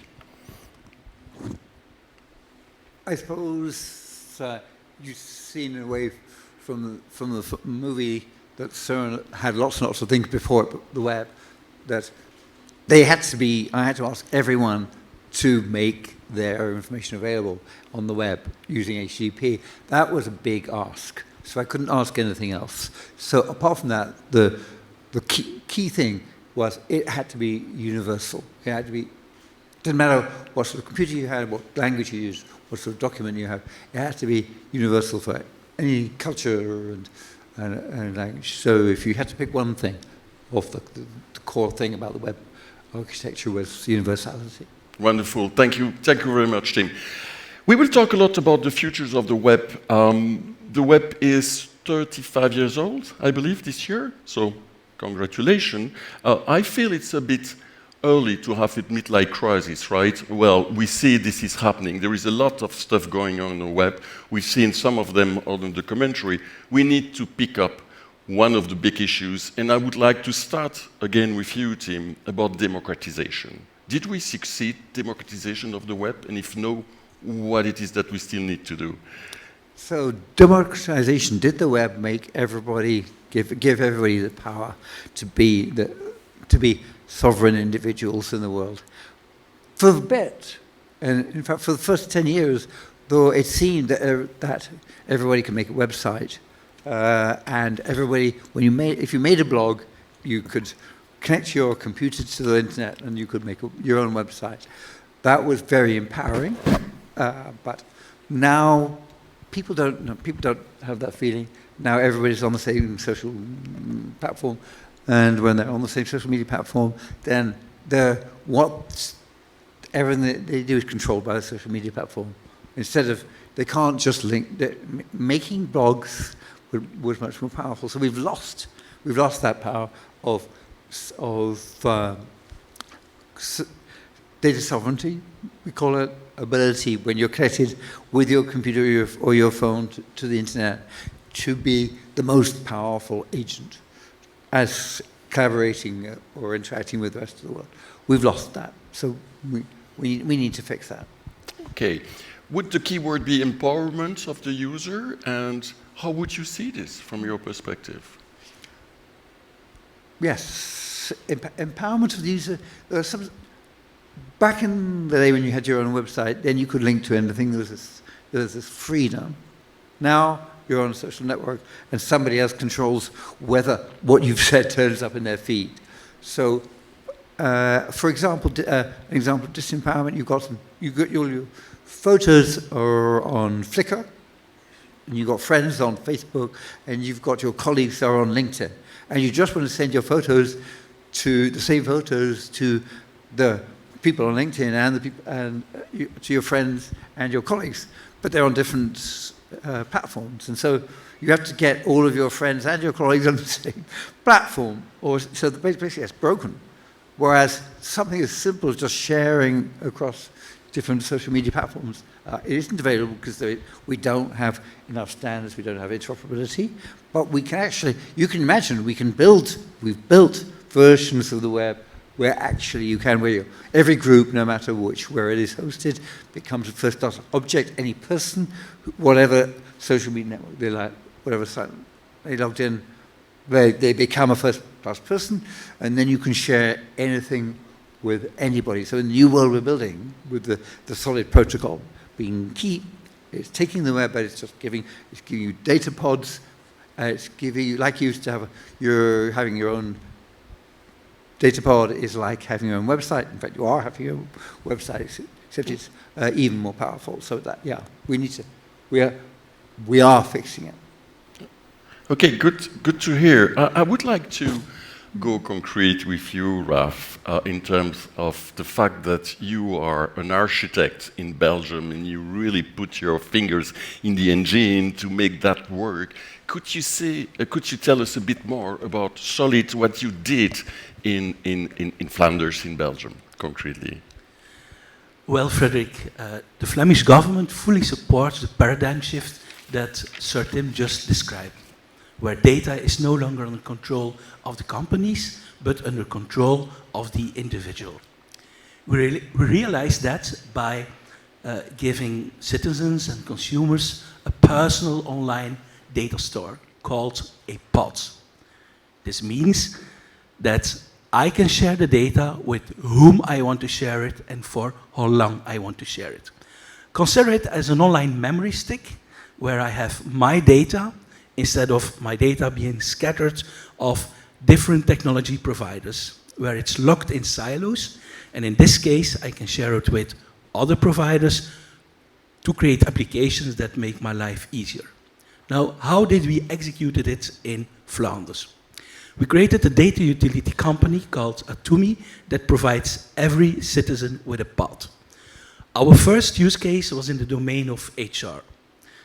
Today, when you enter, for instance, an HR provider at Randstad, and you want to share your diploma with your future employer, there's no need anymore to search it in the attic or in the basement, but you can connect to the different universities, academic institutes, competences, and you can share it with your future employer for how long you want to share it. So your information won't be stored in the systems of your future employer, but you stay in control and they are sure that they have authentic information. Now let me touch very quickly 3 use cases that show even more that when my data can work for me, I get more benefits. The first one, I have many wearables and the data is streamed to the cloud of the provider of the wearables. By connecting it to my Solid pod, my online data store, I can share it with my doctor so he can give me better advice. The second domain we started working on was home automation. I have several devices at home, connected devices to the web, but they stream the information to the vendor. So streaming information from my temperature and my behavior to the different big tech companies doesn't often help me to get a better offer for energy, to optimize my energy consuming. But by storing the data in my pod, I can share it with new challengers, new companies that create applications that make my life easier and at a reasonable cost of the energy. The last use case I want to touch is one in, let me think which domain I will choose. Let me get into it. I love the idea. How does it work with the current business model on the web? I mean, if I need to buy a pair of shoes on one big platform that we won't name, but the platform where people buy a pair of shoes, how would it work concretely? Well, concretely, we started with a coalition of the willing and doing. For instance, we're working together with our colleagues in the Netherlands, and they're working with all the media partners in the Netherlands, agreeing that media profiles should be open, agreeing that bottom up, they should collaborate, that if I move from one streaming platform to another one, that I don't have to build up the information again on the other platform, but my data about the media platform where I'm in control can be, and I will answer your question immediately, can be portable. In the past, we were selling data, But when we do the paradigm shift from the rat race of gathering data to I'm sharing my data, then it's not about selling the data anymore, but about the application on top of it. And I'm willing to pay to get a better service, but that's not about data lock-in, that's about the level of application and business transactions. Thank you very much. I'd like to turn to the business. And by the way, the rules on this panel is you can just interrupt. If you got a good idea, just tell me. I would like to turn to the business now for this first round. Well, I told you, Andy, I would start with you. So you were a researcher in CERN, and then moved to be just the founder and CEO of this wonderful organization that I love and know your service, Proton. So tell us, what happened to you? Well, I think if I were to tell kind of a joke from Proton, we have an internal joke at the company, which is if the universe had decided there was Susie, probably this company wouldn't exist because we would all still be at CERN. So, in some sense, the creation of Proton was something due to the nature of the universe, in some sense. But yes, it is a big shift, I think, going from science, working on Atlas for many years. I did my PhD, here at CERN, to running a business. And I think as a scientist, well, we had a joke at CERN back then, which is there's always a next conference, right? Yeah. But in the business world, you have real deadlines. There's costs you have to manage. There's business opportunities and business strategies. It's very, very difficult. And especially in building ethical businesses on the internet, business model is extremely key because the way that the business model of the internet works today is actually surveillance. It's let's take all of your data, let's monetize it in the most abusive way, hope you don't notice, and run our business that way. And this is kind of how Yahoo started, this is how Google grew, this is how Facebook and now Meta grew.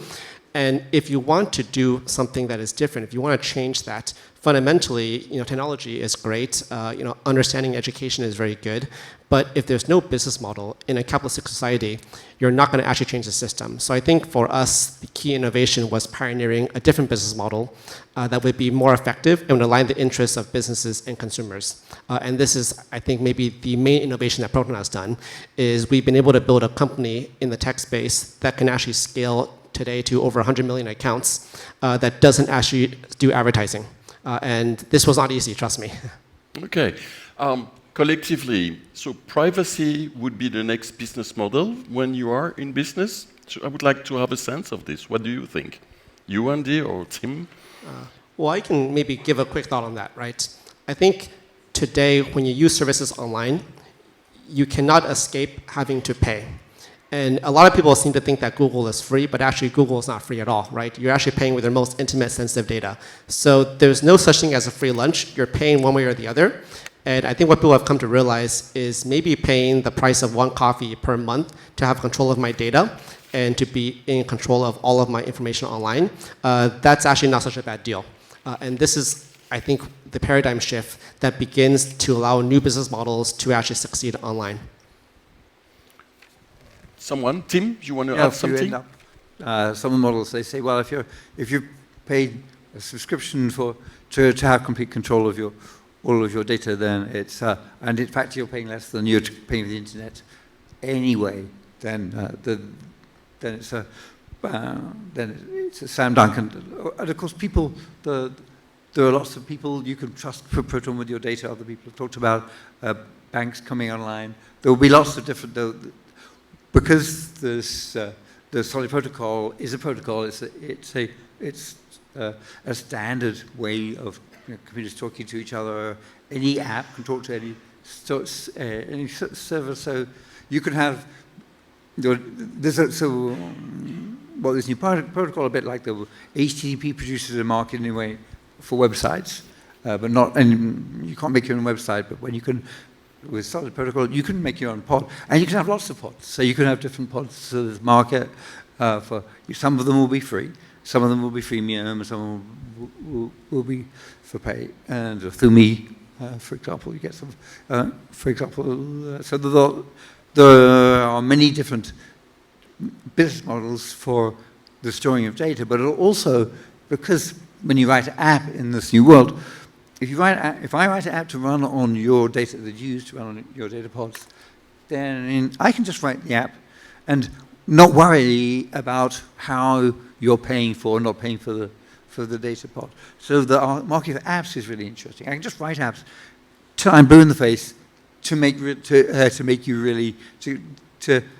your life fun, make your life efficient, and so on. And I don't have to worry about running the back end, about setting up servers to store all the data.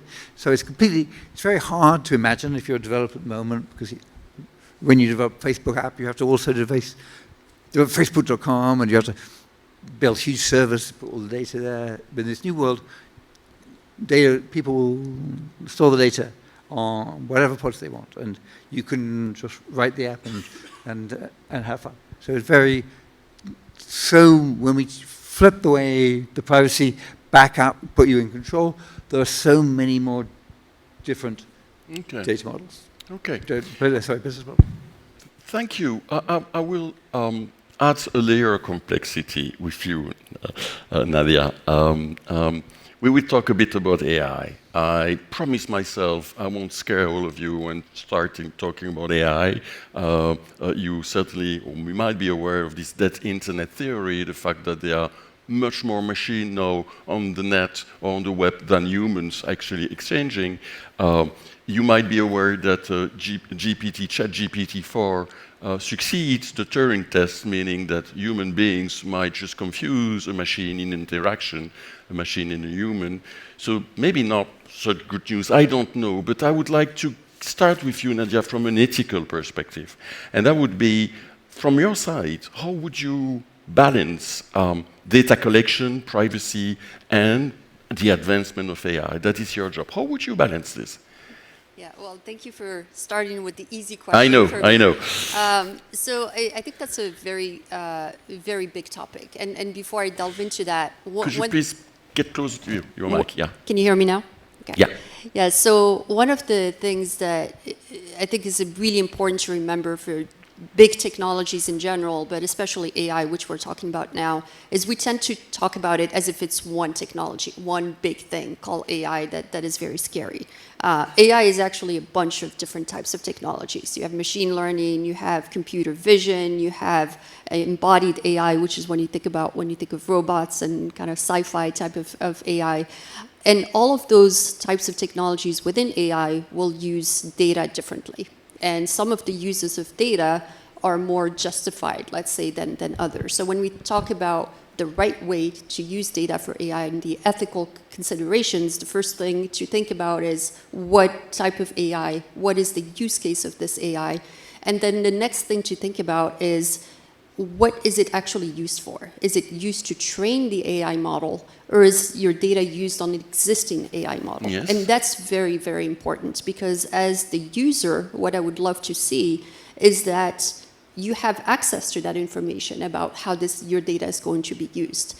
Is it going to be used to train this proprietary model that a company owns, and you have no idea how they're going to turn around and use it on other data? Or is it just used to process my data and give me information back, which is actually useful to me? And so in those two scenarios, I feel very differently about how my data should be handled. So I would like to stay with you, because we start with democratization of the web, and we got a very clear answer from Tim. I would like to hear from your perspective, what step would you believe we would need to make sure that quantum computing, AI, are democratized in the best way for users? What would you think? Yeah, so one of the first things to democratize any complex technology is education. Making sure that people understand what AI means, what quantum computing means. And not just understand it from a physics standpoint, not just opening a textbook and understanding the textbook definition, but understanding how it might impact their lives. And one of the challenges with both AI and especially quantum computing is we're not going to see a practical use of quantum for a very long time. But that doesn't mean that it's not impacting things right now. And so that's a little bit hard to have a public discourse of some of these topics sometimes. And so what happens is only scientists and only engineers talk about these topics. And that's very dangerous, because when technologies get very disconnected from the customer and from regular people, that's when you start getting fears about how the technology is being used. So awareness and communication amongst the spectrum, not just leaving it in the scientific realm, but with the public at large, I think is very important. And the second thing that is critical for democratization of these technologies is access to the technology. And both in AI and quantum, it's access to actual hardware. And in both of those cases, the hardware is very scarce. It's very expensive, it's very hard to build. There are not that many companies actually building this hardware. So enabling access on that global scale is very, very difficult. And when I say global, outside of Europe and outside of US, North America, there are very few providers of that technology. So we have to really think carefully about what global means in that context. But if you don't have that global access, then again, you get this kind of two-tier system where the people that have access to the hardware can develop great technologies on top of it and make a lot of money, create great innovations, and the people that don't have access don't do that. So you're creating this divide between the haves and have-nots of technology. So you have to have that second piece as well. So it's the access and then the understanding of the technology. Wonderful. Thank you very much. I profit of your last sentence to get back to you, Tim. When we talk about AI, there is a lot of conversation out there. What it is that we're missing, actually? What would you like us to focus on when we talk about AI? So if you go out there, you go to ChatGPT, log into OpenAI, it says, I'm going to have a conversation with you. Don't use any personal data. Okay, the personal data which you put in may be reused, and our operators may see it. So we can have a chat, but don't say anything which you wouldn't want printed on the front page at the time. So the other things you go to, like Infection AI, have got a thing called pi.ai, where the terms and conditions are, you can talk to me about whatever you want. And so that is a very big difference. The terms and conditions that I want, in fact, for an AI, I want an AI that works for me. Like when I go to a doctor, it doesn't matter who pays the doctor, but they work for me, right? That is the culture, that's the law. When I go to a lawyer, it doesn't matter who pays the lawyer's salary, my lawyer works for me. And so there's this idea that I am the person that benefits from the doctor, benefits from the lawyer. I can go to where I am the person. I can say, who do you work for? You work for me. So, yeah, I work for you too. In fact, I wrote a blog about this 5 years ago before it was actually possible, imagining there was a conversational bot, and and it helps me with all kinds of things. Because if it works for me, if I can trust it, then I will share with it all of my personal data. And this fits in, of course, with the solid pods. So I say, yes, so here are the keys to download all my credit cards. Here are the keys to download all my life. Here are my keys to download all my clinical data and my fitness. Here's the keys to download my genome. And so now you have all that. Now, then you're working for me. Okay, let's talk about where I should go on vacation. Well, let's you and me now have a very, very powerful conversation with a very powerful AI, which can help me probably better than the individual doctor and so on. So I want the power of those powerful AIs that are coming. I want to trust to share data with it, but I want regulation that these AIs will work for me like my doctor works for me. Okay. I'd like to jump on you, Andy, from your perspective in the business, what impact on AI and what kind of avenues you would see? Yeah, I think I can maybe give a perspective from the privacy standpoint, right? Yeah. There's some people out there that say that AI is surveillance, and actually they're correct. I think there's no way to avoid that. AI requires data, and also requires users to train it, and in fact, it's probably going to accelerate a lot of what we see of what has gone wrong with the internet in the past 10, 20 years. Now, there's maybe another element to that, though, which is that AI, from a technology standpoint, it is possible to do it in a more responsible way, right? I think, as chips develop, as phones get faster and faster, you can imagine a future world where the AI doesn't run on the cloud, but it runs on your device. Yeah. So this is a technology toward development that I think companies, Proton, but also other businesses as well, need to work into developing, because it is technically possible. And the reason I think we need to invest in this is because if you ever ask any business or even consumers about whether they want privacy or productivity, history has shown that productivity will generally win. So what we need to do is we can't say, oh, we want to avoid AI because it's too dangerous and because all these things that can go wrong. No, actually what we need to do is we need to find ways to make AI private so that you can also have productivity in a privacy protecting way. Because if you don't do that, actually then you just lose privacy, period. Okay. Look, Tim, you will certainly appreciate, in the history of the internet, we have this quote that you might have to eat your words. Remember, someone has to eat his word. And if Bob, you watch us, hello. I shall ask the most stupid question ever that you might read in the newspaper, and that is, would AI be able to break the web, to break it down? I mean, you see that in every basis. And I would like also the business to answer this question. Has the AI the possibility to just break what it is that you're doing when you talk about privacy? Starting with you, Tim. Would it break the web as we know it? So AI is lots of things. Okay, like AI is not one single killer robot. Yeah. Okay, AI is many. There are many things that you do. AI is the thing that answers the phone when you used to have a human being answering the phone. AI is the thing which helps you find your way across Geneva, or helps you navigate in your car. So the AI is lots and lots of things. So will AI break the web? Well, basically, no, because AI is many, many things. If when people imagine that, for example, AI becomes, AI is very powerful. If you want to spam somebody, if you want to produce misinformation, if you want to do criminally attack people and to steal their money and so on, then you can imagine that there could be a wave of spam AIs which do that. But on the other hand, that's all illegal. So it's not that AI it's that criminals could use AI to mount a lot of attacks on different people. Yeah. But as they do that, we see that happening. The government sees that happening. The big companies involved see that happening.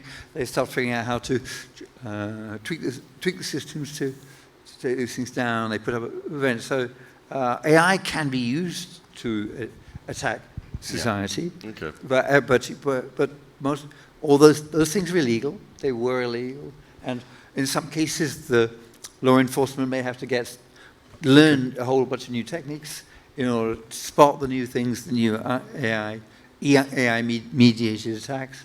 But basically, AI is if you want to break the web, AI is a tool, but it's a tool for doing lots of things. Okay. Well, can I clear. add to what Nadia? Tim just said? It's absolutely true that it's a technology, right? So it's whatever you use it for. There are some technologies, though, that I think pose a threat to the way that we use the web. So maybe not the web itself, but the way we use it. The reason the web is so powerful is we're so used to just trusting doing things on it, right? We don't think twice about putting our credit card number to buy a sandwich and order shoes on the internet. That's because we've been trusting the security behind the internet for many years. And then part of that has to do with the encryption protocols that we use that have been really good. But as the computing technology advances, and this is where quantum is a two-edged sword, that becomes threatened. We can no longer rely on the current encryption standards that we have, which means that we have to rethink what it means to trust the internet. We have to rethink what it means to trust transactions between one person that's located in New York and a person that's located in Geneva. So Tim is absolutely right. It's not the technology themselves that are a threat, but how these technologies can be used. But we have to be able to anticipate the potential of those technologies to break the way that we've architected things. And we have to start re-architecting some of these things now. We can't just rely on the way things have been done. Okay. I see you, Raf. Go. Well, and Andy touched it very briefly. Today, in almost all cases, we bring our data to AI instead of bringing AI to our data. I can imagine a world where for many use cases, we could have AI running in our personal data space, where we would only share the insights of our data, but our data would stay in our personal data space, in our online data store. It's better for privacy, it's better for transparency, because I could see what the algorithm is doing. And by working locally with small algorithms, it's also better for the environment because their ecological footprint is smaller. It might not work in all cases, but I truly believe that in many cases, this could be a way forward. Okay, thank you for this precision. Very quickly, I believe everybody understands the web is an ecosystem and every stakeholder has a major role to play. And I would like everybody to be clearly aware that they have clearly a role to play. I would like to ask, starting with you, Andy, you are a scientist, you are now a businessman. From the scientific side, what would you say is the role of science to preserve the web as we know it? Well, it's maybe not maybe Fabiola is going to punish me for saying this, right? But I think we do need more scientists. Andy. I did it on purpose, but go for it. Yeah, but I do think we need more scientists to go into business.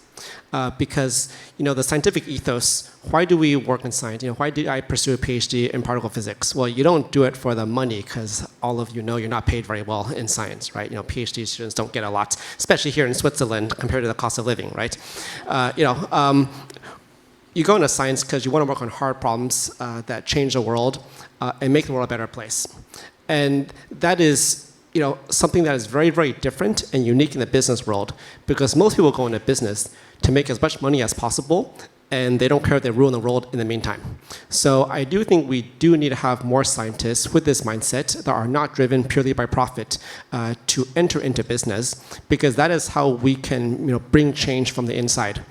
And that's why I would encourage everybody here, including any CERN scientists here in the audience, consider going into business, not to make a ton of money, but to actually make a difference. Wonderful. Nadia, from the business perspective, what would be your role to help further shape the net, the web as well, web as we know it? Yeah, I mean, I think everybody has a role, right? Business and science. From the business standpoint, I think it's building the foundations that allow users to extract as much as they can from the web, and that is everything from commercial business, but also companies that are building educational tools based on the web, companies that are making some of the hardware that I mentioned before as being critical, making that accessible via the web, regardless of where you live. So there has to be a balance of commercial purpose, of course, for business, but I think for me, I've always been on the business side in a product role or a product-related role. And you always have to think about the customer and what is the customer value.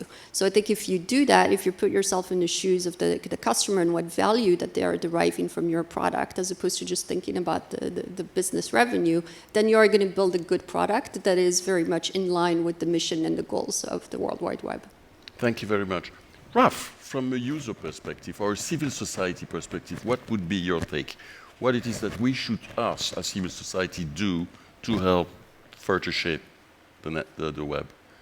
And It's a good question. So, from a scientific perspective, I think we could focus on data altruism. If we go back to my case, where I can share only my insights of the data and not all my data, then I could share insights, which are anonymized, but could help the scientific field forward, because they can have insights about health, about mobility, and I think this could unlock very valuable data that is now locked in the silos and not within the reach of researchers. Thank you very much.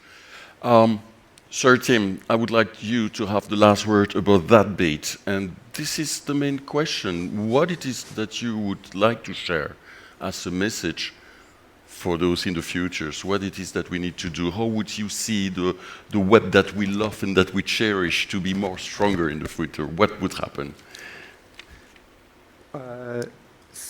So science, yeah, we've talked about all day, and it's really important. Science is, we've learned, the way that humanity figures out what to believe and what not to believe. Science tells you what to believe, but it doesn't tell you what to do. So alongside science, we've picked, in a bunch of countries I know, we've picked democracy as the way of deciding what to do. So they're hopefully, on a good day, they're really strongly connected. We all know what we believe, and we share it. We can share it on the web, and we can share it, and we can share open data across the scientific community. And for example, and that then, so we then can, through the scientific method, we all end up understanding the same things about the planet, for example, about decisions that we've got to make, and we make those decisions democratically. The democratic process in a lot of the countries I know is not in such good shape, unfortunately, and some people blame the web for that. They say that because kids are just spending their time doom scrolling through horrible, nasty hate speech on their phone, for example, or they say that. People are getting addicted, the platforms are getting people addicted to to spending all their time becoming more and more polarized in their attitudes. So those science knows that democracy is not, we don't have the tools to allow people to work democratically. So what I would love us to build. Now, we need to build tools on the web which will empower democracy. There are tools, the Center of Collaborative Communication at MIT Media Lab, for example, is building tools so that you can get together as a village or a group or a company, or and you can work together to figure out what's important, work together to democratically together serve the most important things. We need systems which, so instead of spending time doing scrolling through horrible things, people should be attracted to spending their time interacting with people. By interacting, build systems so people interact creatively. Build systems so people end up suddenly realizing a bit more about why that person whose opinions are different from where are they coming from anyway, and they start bridging that gap. Build software which builds the bridges between different cultures. We need it really fast because all these elections that are coming, the democracy is at stake. Message received. I mean, thank you very much for this.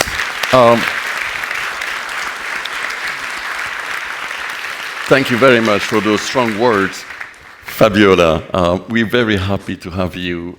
We got a few minutes left. You generously share your time to just have these conversations, but we would love to hear you about just these wonderful panels, the two panels, this day, this event. Could you share your thought about what's happened today? Yes. And maybe a bit of your vision too.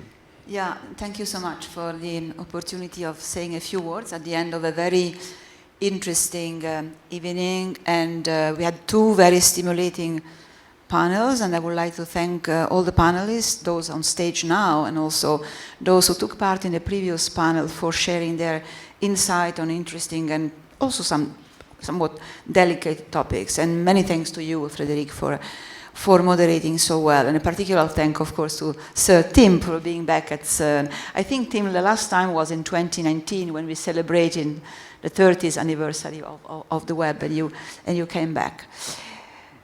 So the discussions tonight covered many important topics, from collaboration across borders, inclusiveness, open science, training and education, technological development, and also how to best use technology to the benefit of humanity. And together with fundamental research, which is our CERN, our main mission, the values that people discuss tonight are really the core values of CERN. And they're not just words, they really underpin our work every day.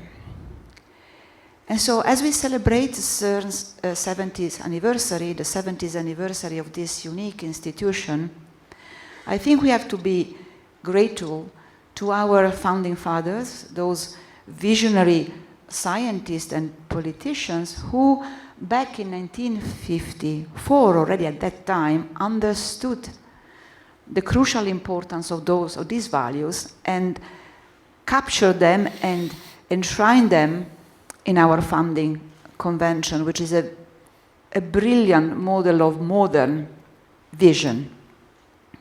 And also thank their successor and the CERN community that over the years has been able to embrace those values and promote them over the years, over the decades until now. Those values are today part of our DNA. And last but not least, we should thank our member states who have been sustaining CERN with their contributions, with their support, and making this unique institution shine. I would like to say a couple of words on open science, which means knowledge, education, and technology available to everybody at no cost. I think open science is absolutely important to boost science itself, because the sharing of information, ideas, accomplishment is very, very important to make science, expand and grow. And this was very well said in the movie that we said before. But open science, perhaps most importantly, is crucial to ensuring a sustainable future for humanity and society by reducing the inequities across the world and by filling the gap between the rich and the poor, people from low-income and high-income countries, those with and those without access to knowledge. We live in a world, in a society where technology is developing very, very fast, and this continues to widen the gap. And this world at two speed, those who can follow the development of the technologies and those who cannot, is not sustainable.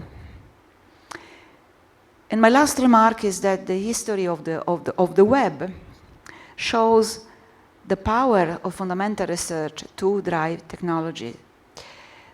Fundamental research has very ambitious goals, and so needs the development of cutting-edge technologies in many fields. We talk about computing and software tonight, but there are many other technologies at CERN that we develop every day, from superconducting materials and magnets to electronic, from cryogenics to vacuum. CERN will continue to develop those technologies, sometimes also playing a pioneering role as at the time of the web. We will continue to make them available to everybody. Thank you very much for a wonderful way to wrap it up. Thank you. I believe this is a perfect conclusion. This is the end of this event. Thank you, everybody, again, for these participations. And I will invite you to move. We still have one person who needs to say a few words. Please.